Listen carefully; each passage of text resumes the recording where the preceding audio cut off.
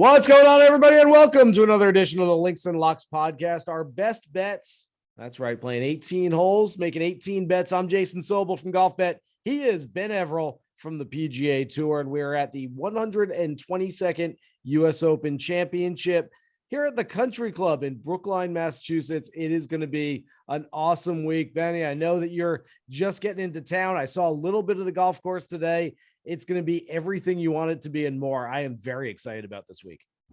Yeah, pumped. And just a quick sorry to the loyal listeners that I wasn't around last week, mate. I had a little bit of a man flu going on. Thank God it wasn't too bad. But pumped to be back, pumped to be on site, as you said. Can't wait to see the course. You're lucky you've seen it already. But I think it's going to be a massive week and another huge major championship, the one we had last, about a month ago. Yeah, felt like a major championship a little bit on Sunday in Canada as well, with Rory beating Justin Thomas and Tony Finau in that final round. We'll see if we can keep that momentum going this week. All right, like I said, 18 holes, 18 bets. Benny, you're on the tee. Start us off. Okay, man. Well, I'm going to go with, as I usually do, with one of my winning options. Winner for the US Open. I'm going to throw this name out there for you. I hate these odds, by the way, that I'm getting for this guy at only plus 1,600. But first player since Bobby Jones to finish in the top 10 in their first 5 US Opens. Second in scoring average at the US Open since 1960, only behind Brooks Koepka. First in strokes gained per round at the US Open since 2000. 12th in strokes gained approach, which each of the last 5 US Open champions have been very good in strokes gained approach. But I'm going to go, there's so many more things I'm going to tell you about this guy, but Xander Schauffele is who I'm alluding to, if you haven't figured that out already. Xander has more rounds than anyone at par or better since 2017 at the US Open. The average world ranking of the winners of the US Open is 14. He's 12th. Like, I've got a million things that I've researched on this 6-hour plane flight over today, mate. But look, he also was one of the few guys who played in the USAM there in 2013. I've got a few of those guys amongst my picks that'll give you a bit of an insight as we go along. But look, I just think that for whatever reason, Xander's a pretty decent prospect at the US Open. He's getting better each time. Hasn't closed the deal yet, as we know. But I feel like this might be a week where he's at least going to get himself into the mix. So, as I said, one of my early outrights to have a look at. Have a crack to in 5 and 10 if you want. But Xander Schauffele. Look, I'm only laughing, and I don't mean to laugh in the middle of all that unbelievable research you did on Xander. But just before we hit the record button on this podcast, Benny said, I did more research today than I've ever done for this podcast. That's saying something, because it's not like he doesn't do any research. He usually does a lot of research, but on that 6-hour plane ride, yes, I can confirm now you have done a lot of research. I hope you can go that deep on every player there you're betting on this week. All right. We'll get to the second hole, and I'll start with the top 5, but I will sprinkle some outright. I will play him in DFS. He's sort of across the board for me this week. A guy who loves playing golf in New England, so much so that he's sort of a de facto New Englander. He comes up here during the summers and works on his game. I was a little scared off before his most recent start at the Memorial Tournament because Daniel Berger had some injuries, wasn't playing great. A top 5 finish at the Memorial a couple of weeks ago has me cemented in the fact that I think it's going to be a very good Daniel Berger week. I will list him here at plus 650 for a top 5, but like I said, sprinkle him throughout. Love it, mate. Love it. Okay, well, I'm going to go with my top 5 then for the third hole. This is not going out on a limb at all. Only plus 300 for this top 5. Just won yesterday, as you mentioned, Rory McIlroy. I think that, look, it's almost now given that he's going to make a run to the top 5 at some point in the major, right? Usually on Sunday. I'm going to stay with Rory to once again contend, potentially win. But again, it's been so long since he won one of these majors. It's hard to really, really commit all that way. But he's first in strokes gained total, first strokes gained tee to green, first in scoring average, third off the tee, 20th in approach, which I mentioned earlier has been a key stat in US Opens. Each of the last 5 US Open champions says, they were 6th during that week in approach. And so, you should probably look at the top 20, 25 guys there this season. Look, he's also good around the green and putting, 3rd in driving distance, obviously 3rd in the world rankings at the moment after that big jump. And the other interesting stat I found is of the last 7 US Open champions, 6 of them, and it would have probably been 7, except one of them was Brooks, who didn't play in the major right before they won the US Open, finished inside the top 15 in the previous major they played. Oh. So it's actually inside the top 11. I think they're all T11 or better. And so he, getting back to how that goes to Rory was, of course, 8th at the PGA. So he fits inside that narrative, as did my earlier pick of Xander Schauffele inside that top 15. I like that a lot. You've sold me on Rory. I wasn't sure if I thought he was a good player or not before that, but you have absolutely sold me.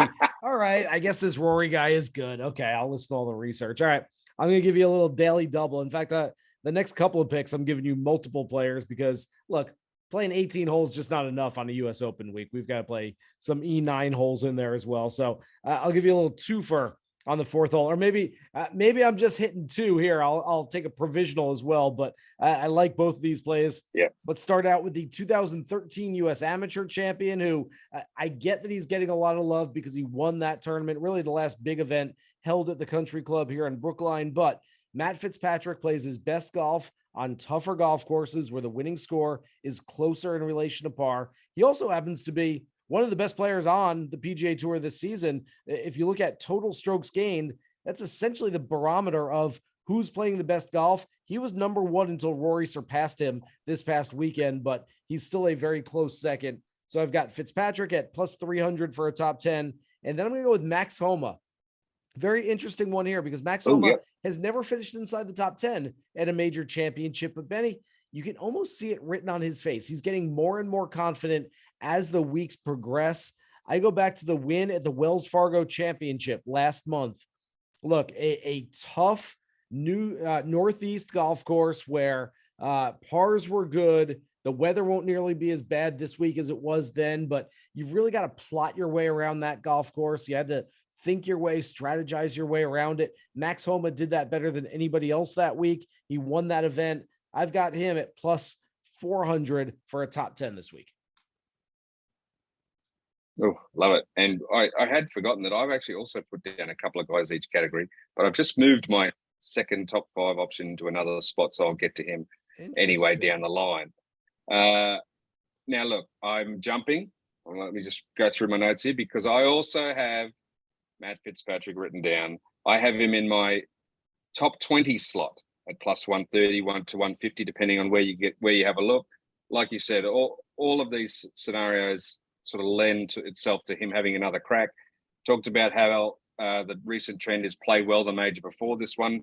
For the guys who've won it, he was T5 at that PGA, 7 top 10s this season in last 12 starts. You mentioned T10 last week, 8th in sand saves, 4th in scoring, 2nd strokes gained total. Approach, he's in that top 25, as I said. So, like, you know, he's clearly got the game to be that guy. Was one thing I was a little worried about, you know, what about driving distance? You know, because generally the big guys have won this in the last few years, but I think he's long enough, as we've mentioned many times. And if he's accurate enough, it won't matter. So I'll chime in on Matt Fitzpatrick as well. I'll have him as a top 20 plus 130 to 150. Benny, I get the sense that maybe, and look, it's been 6 straight years. Dustin Johnson in 2016, followed by Brooks Koepka twice, Gary Woodland, Bryson DeChambeau, and Jon Rahm. It looks like the arm wrestling squad of golf, guys who are big, burly, athletic dudes. I think this one could be a little bit different. I mentioned it on our Links and Locks podcast, talking DFS with Len Hochberg, where I said this one just taking a couple spins around the golf course early on Monday.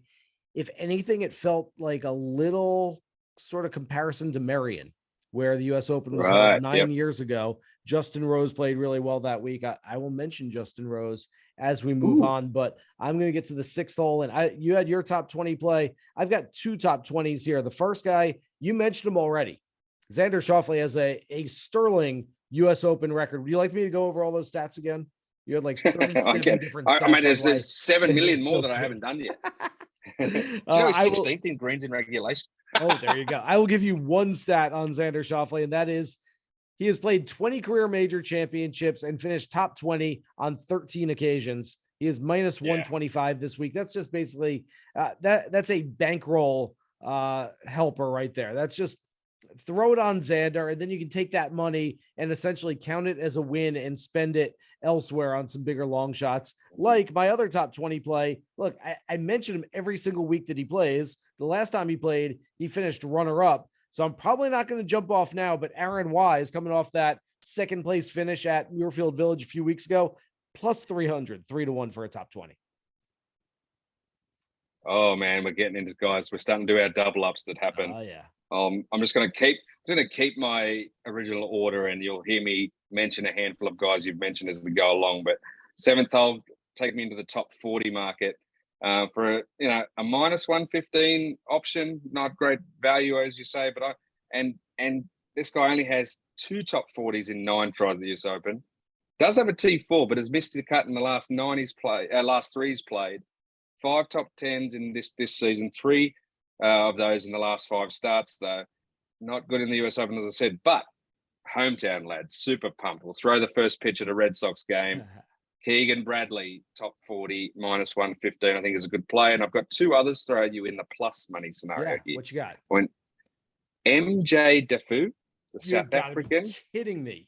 KFT Tour bound MJ Daffue. In 2022 has 5 top 10s. 4 of those are top 5s, including 2 recent thirds on the KFT. I think 350 for a top 40 is ridiculously great value for this bloke. And this 250 plus 250, this guy I can tell you about is 63rd in the world rankings. He's from New Zealand. He's had 5 straight top 15s on the DP World Tour, not if we don't include his T54 at the PGA. He's had 2 runner-ups either side of that PGA. Winner also on the DP World Tour earlier this season. Ryan Fox, New Zealand's Ryan Fox. Yeah. Look, he'd probably be a greater play at the Open Championship. Ryan Fox, if he gets himself there again, I don't know if he's in there already, probably is, or he'll get there. I do think at 250 for a guy clearly in great form is great odds. That's a nice play. Okay. Benny, you are not going to believe. I mean, look, we can mention some of the same names on here. We go, yeah, okay. We both had Matt Fitzpatrick. We both had Xander Schauffele. Okay, that makes some sense. All right, I'm going to lead into the 8th hole here. Some of the most impressive players on the PGA Tour this season have been rookies straight off the Korn Ferry Tour. Davis Riley, Mito Pereira, Cameron Young. Some of these guys are playing really well. So doesn't it make sense? We look back at the Korn Ferry Tour guys who are in this week. In fact, 4 guys inside the top 7 on the points list are playing this week. Brandon Matthews, big kid out of Temple, hits the ball a mile. Half the times he plays, he doesn't even put driver in the bag because he hits driver too far. That's some serious firepower. I've got him for a top 40 along with Taylor Montgomery. Had him on the radio show a few days ago. Super nice kid, rooting for him. Remember, last year at the US Open, he made the cut, got no points for it on the Korn Ferry, finished 26th on that circuit. That's the only reason he's not on the PGA Tour right now. Erik Barnes having a great season out there. And then the last guy of those 4, MJ, I think it's Duffy. I'm not sure if it's Daffue or Duffy. You might be right. It might be. I believe it is Duffy. MJ it's spelled Duffy. Yeah, but I think it's Duffy, and he's as you said, he's a South African. American South African, whatever you want to call it. But Benny, we named MJ Duffy for the same bet. I mean, get out of each other's heads here. This is ridiculous. Again, we list Xander Schauffele. Okay, we both like Xander at a US Open where he plays well every year. Yeah, okay, I get that. We both like Matt Fitzpatrick. He won the amateur year. Yeah, okay, us and everybody else in the world. We both list an MJ Duffy for a top 40 this week. That's stupid. Well, 350. You work for the backup in majors, right? And that's where you get your value.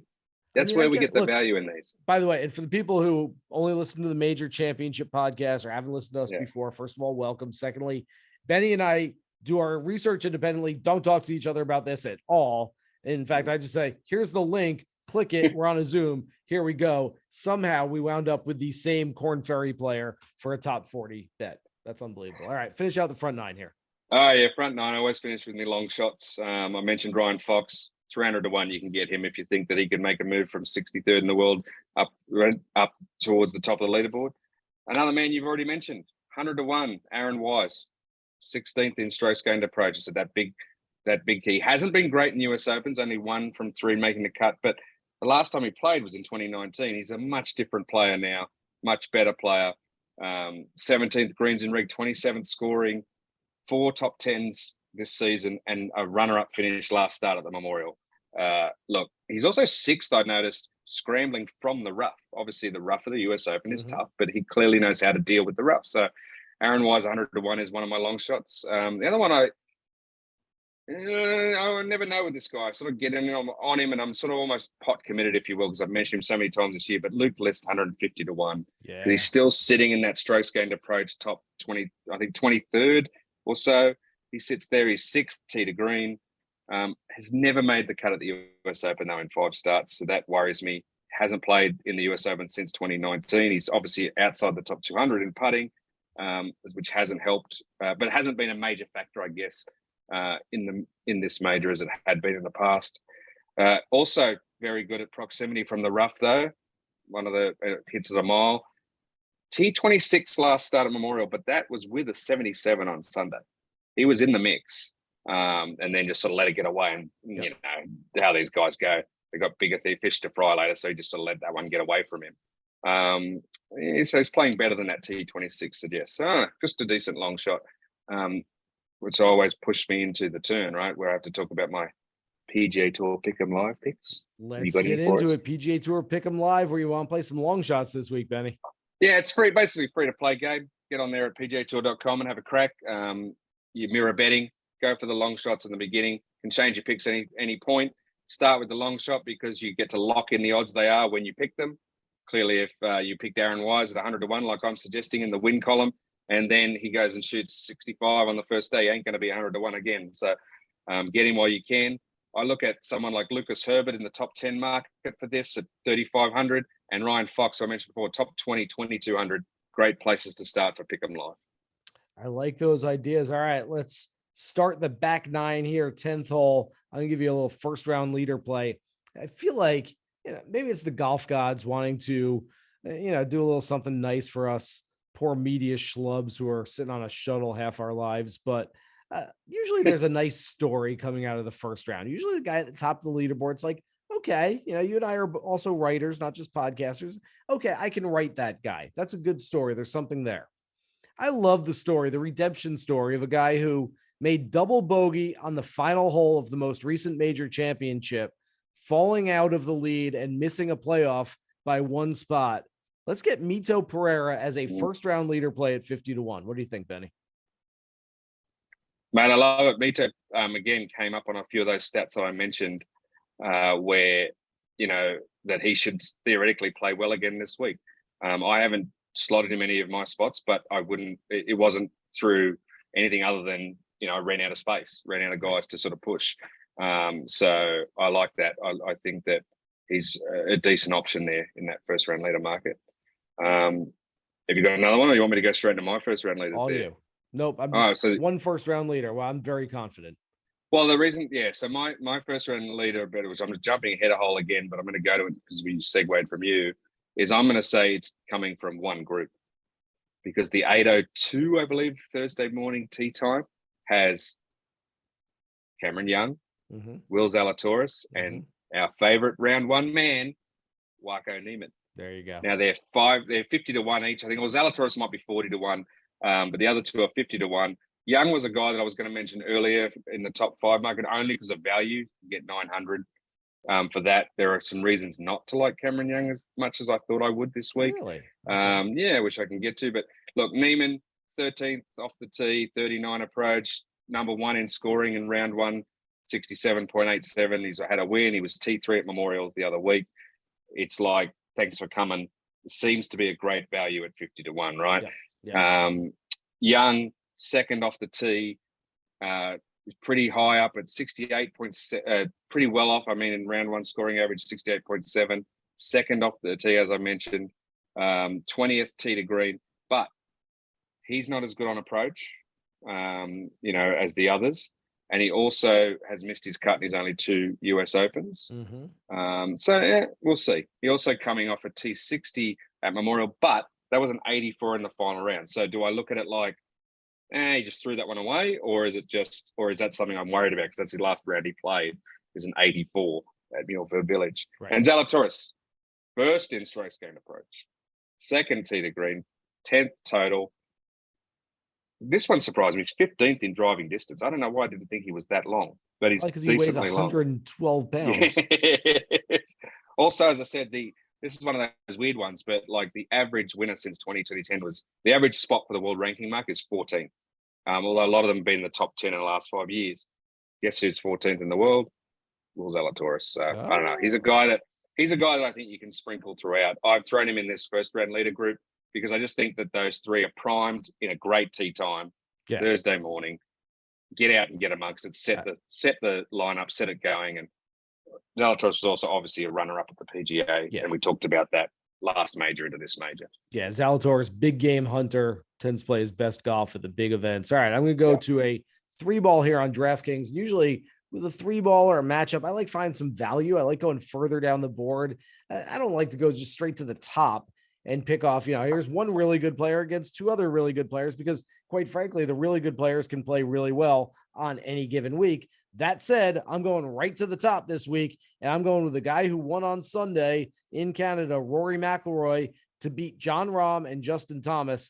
Plus 160 feels like a good number there. I don't know that I necessarily want to chase Rory outright at 10-1. He has moved into that favorite position going into the week, but plus 160, I like Thomas a lot. I like Rahm still. I mean, he has not been on top of his game right now, but I still feel like that's a pretty good number on Rory in that 3-ball. He's doing everything right now. Second at the Masters, of course, 8th at the PGA Championship last month. It's starting to get it back, starting to feel like a little Rory mania once again, especially with all those fans chanting his name outside of Toronto at St. George's this past weekend. One of us is, let's put it this way, one of us is going to be right, one of us not. Okay. So let's see. Well, we could both be wrong, obviously. But as I said, I had Rory in the top 5. I think Rory's going to finish exactly 5th. There you go. Throwing that out there. Can I get odds on that? Exactly 5th. Anyway, let's go to a top 10 play for me, one that I've jumped up around the board or whatever. And look, this is a what have you done for me lately play. Clearly, it's only plus 300 for a top 10. But I just like the fact that this guy was a runner-up last week. He's had 2 previous US Open top 10s. Also inside that top 20 strokes gained approach, 15th tee to green, 15th in the world ranking. Tony Finau seems to have awoken. He's back, right? Yeah. And Tony is the type of guy that does make a lot of top 10s in majors when he's on fire. Like I don't have the win equity of win value for him. I don't necessarily think he is that great still down the stretch, like in under the gun, under the pressure. People make fun of me when I say that, but I'm like, well, Cameron Smith handed him his last win. They had a playoff and Smitty blew it off the map at Liberty National, and Tony didn't have to do anything except make an easy par. So until Tony shows me that he can take someone down on his own in that 72nd hole or whatever it is, I'll still stick with him inside the top 10 rather than win. Top 5 Tony is back. Yeah. After his win that you just referenced there, the Northern Trust last year, he went 16 starts without a top 5. He's got 3 in his last 5 starts now. He's getting there, and this could be a really good event for him. Good hands around the greens. I like Tony a lot this week. All right, 14th hole. Benny, I don't know if you noticed, and I know you can't really talk about it because you work for the PGA Tour, but things are getting a little weird in golf right now. Yeah, it's a little. Just a little weird. Things are strange. So you know what? Let's get weird right along with them. I don't even know if this exotic parlay makes any sense whatsoever from a mathematical standpoint, but I saw it. I said, you know what? Things are just weird enough in golf right now that this could play. And so I've got on DraftKings there to be a hole-in-one and a playoff this week at plus 600. Again, you might need someone better to do some math on this to figure this one out, but hole-in-one, it'll happen at some point, I think, maybe. I don't know. Playoff? Yeah, sure. Why not? Could be fun. Benny, you look amazed. Stunned. Well, I look. People aren't going to believe us that we don't. That we. No, like, I think we're. No, I don't have the hole in one part, but literally, my wild card. Like, I always need that one more thing. It's usually a matchup or something else. Yep. So I call it my wild card. This is plus 300. There will be a playoff. If you want to go deeper, plus 1100, it'll be a 3-man playoff. And let me tell you why, though. I actually have reasons for this. Okay.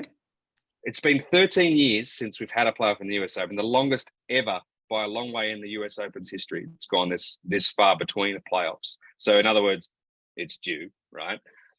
Awful words in betting, but I'm still going to use them. Each of the last 6 US Opens in the state of Massachusetts have ended in a playoff, including all three at Brookline. There's been 3 previous US Opens at the Country Club. All 3 ended in a playoff. The famous movie with about Francis We Met, greatest game ever played, 1930, won a playoff over Ted Ray and Harry Barden. In 63, it was Julius Boris in a 3-man playoff against Jackie Cupid and Arnold Palmer. And then a 2-man playoff in 1998 when Curtis Strange beat Nick Faldo. So every time it's been here at the US Open, there has been a playoff.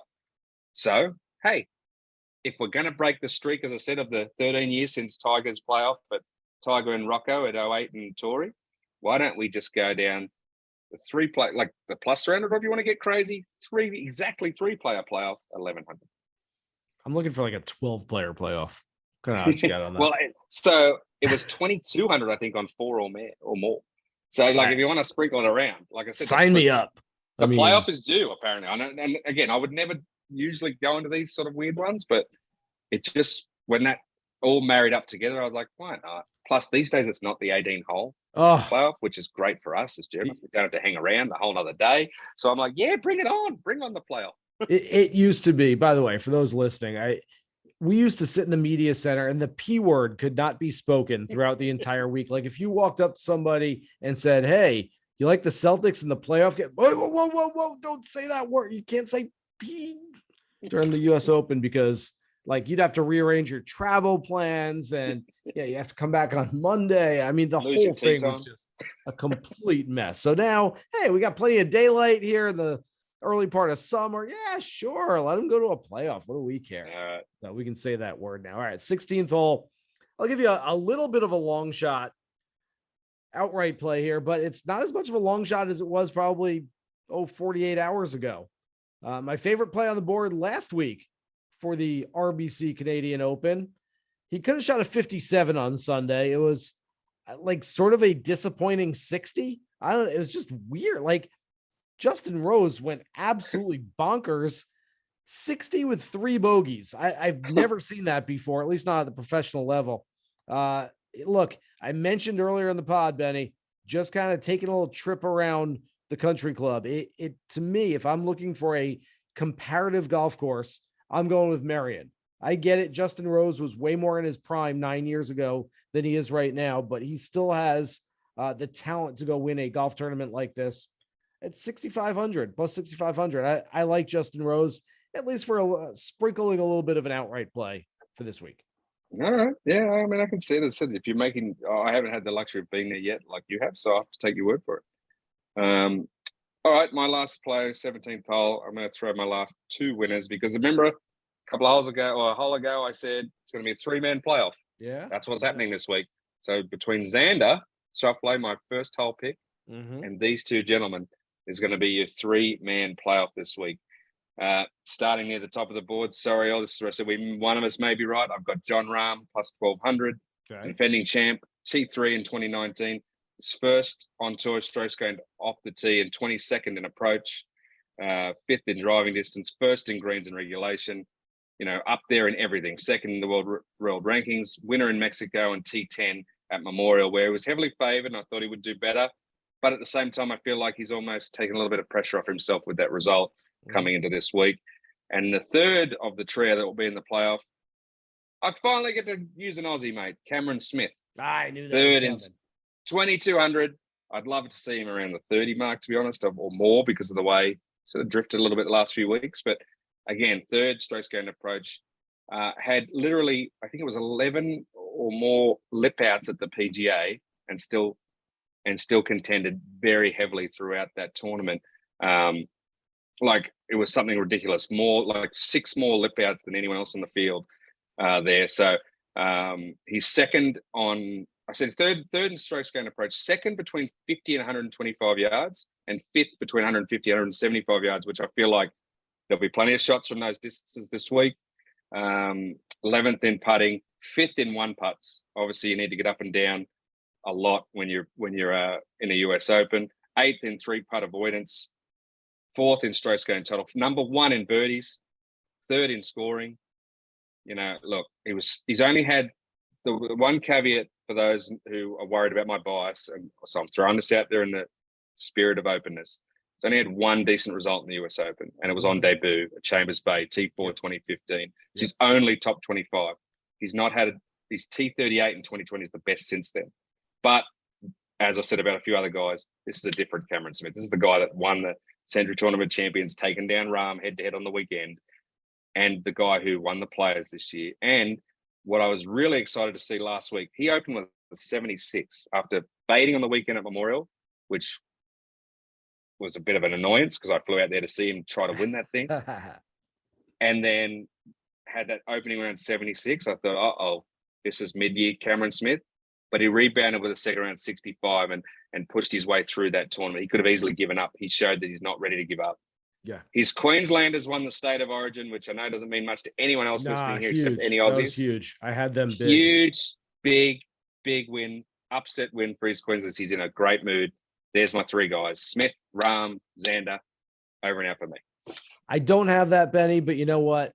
I'd stick around for that playoff on Sunday evening. That wouldn't be too bad. All right. My favorite outright on the board this week is a guy who's been playing the best golf of his life during this year. He's played 12 events, has not finished worse than 35th in any of them. He was 3rd at the Masters. Look, guy's a very good ball striker. He has great hands around the greens. He's a very good putter. Somehow you didn't mention him. I thought you might.